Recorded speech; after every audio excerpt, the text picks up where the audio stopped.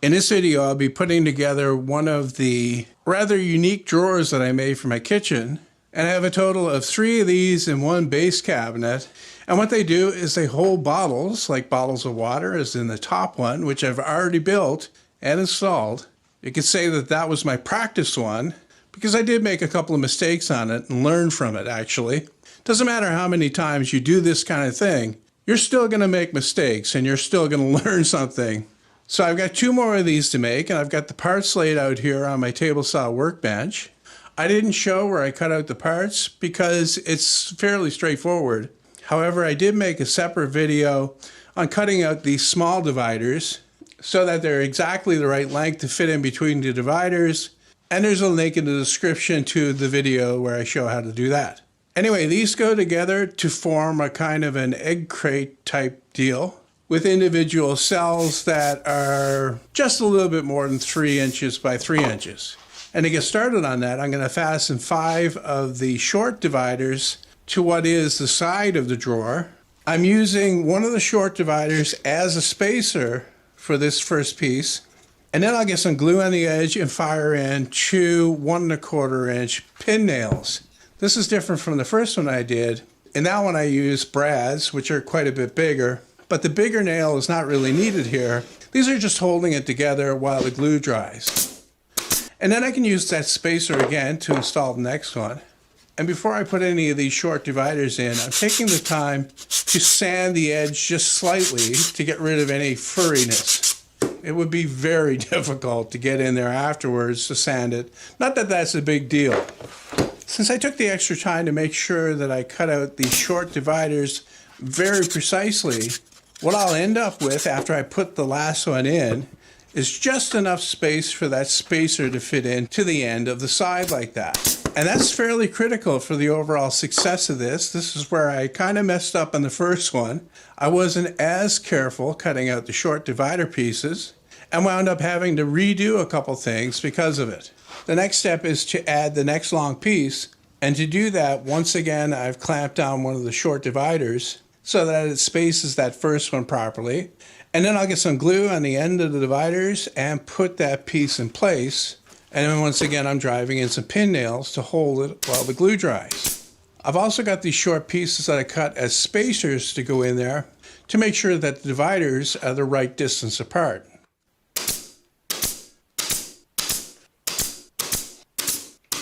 It's important when you're putting this together that you always start from the same end and work your way across. And that way any error in spacing will be the same at the other end. So what I've done is I've turned the assembly around so it's facing the other way, and I'm going to start putting in the next row. And once again, I've got my spacer clamped on, and I'm going to get some glue on this first one, and then I'm going to toenail it in. Now, toenailing is kind of an advanced skill with a nail gun, but it doesn't take much practice before you get the hang of it. You just have to be careful because the nail can curve out unpredictably, so you really want to make sure that your fingers are out of the line of fire.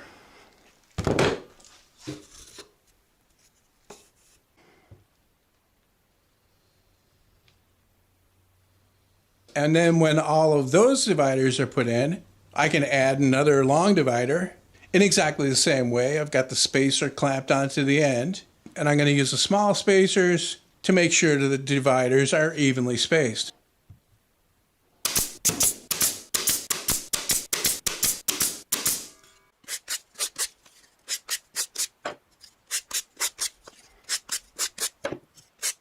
Okay, I'm up to the last row of the short dividers, and right about now you're probably saying, wow, this is so tedious. Well, welcome to the world of making stuff. There's generally a lot of repetition involved, especially when you're making something like this. Another thing that you might be saying is, how are you keeping this square? Are you checking it as you go along? And the answer is no, I'm not checking it. The fact is that if you make the cuts square on the parts you're using, it's basically self-squaring. I mean, it can't get that far out. And even if your cuts are slightly off, because this is going together kind of randomly, as in the parts could be oriented any way, that will generally cancel any small error, and you'll wind up with something that's square. To put the last one on, which is the other side actually, I've once again turned the assembly around so that up is facing me. It's very important that the up side of this be all flush, while the bottom side really doesn't matter that much. And even though I'm certain that it is square, it never hurts to check after the thing's put together. And to do that, I'm measuring across corner, and if they're equal, it's square. After I get the first one put together, I put together the second one because I have 2 left to build here, unfortunately. And of course that went a little bit faster because I didn't have to film it. And I gave the glue about an hour to dry on those. And in the meantime, I cut out the solid maple edge banding for the top of these things. And this gave me a good opportunity to use up some offcuts and scraps left over from building the doors. The top of this box is pretty good, but I'm just going to go over it with the sander to make sure that it's absolutely flat.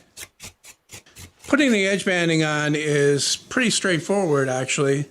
I'm going to start over on one side, put the first piece on, and then I'm going to do what will be the front. And once again, I'm just using glue and pin nails to hold these on. And then the next ones that I put on will be in the middle. And what they'll do is they'll span over those short dividers. And that'll add a little bit of strength. Another benefit is that if the short dividers didn't go in perfectly straight, this will actually make them look straight. So it's a little bit of a trick.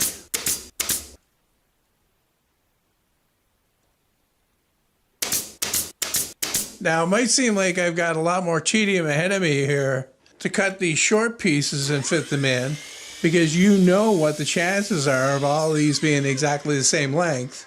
It's virtually 0, but it's actually not that bad. What I do is I get the longest measurement, and then I cut 5 to that length, and then I check to see how they fit, and I make adjustments as I go. It winds up taking not very long at all.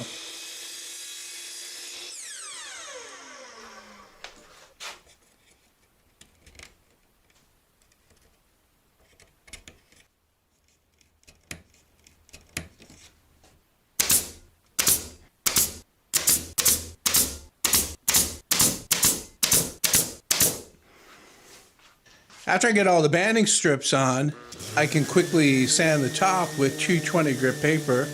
Notice that I'm just hovering over each hole and moving along, similar to what I did when I sanded the plywood itself. And that helps to keep the sanding disc from tearing on the edge. And just to ease over this edge on the inside of each cell, I'm using my sanding file to slightly chamfer the corner. The last thing to do before I can bring these out and spray the finish on is to put some kind of a bottom in there to keep the bottles and cans from falling out. And now I could have went with a full bottom here. That's kind of a waste of material. And also it's not really needed. You just need something, like I said, to keep the things from falling through. So I'm just going to cut strips that go across the middle of each cell and use glue and some 1 1/4 inch brad nails to hold those on. The open bottom also has the benefit of not actually collecting dust and dirt, which can be a problem for something like this. Finally, after all that, last thing to do is to take it out back, where I'm going to spray on a few coats of water-based polyurethane. I'm going to start on the bottom, and here you can see I've driven in some screws to hold the drawer up so I can finish the whole thing all the way around. And there's really only a couple of surfaces on these that I'm looking for a really good finish on, and that's on the top of the grid. That needs to be nice and smooth, and also on the sides. The front will be covered by the drawer front, which will be made later. So after that first coat goes on and I let it dry, I can lightly sand it with 220 grit paper and give it the second coat. And then all I need to do is let that dry at least overnight, and then I can get the drawers installed in the cabinet. Anyway, I hope you enjoyed that one, and it gives you some ideas for your own kitchen. Obviously, not everybody has a full cabinet to devote to this kind of storage, but for me, it is a priority, and I went over the reasons for that in a previous video.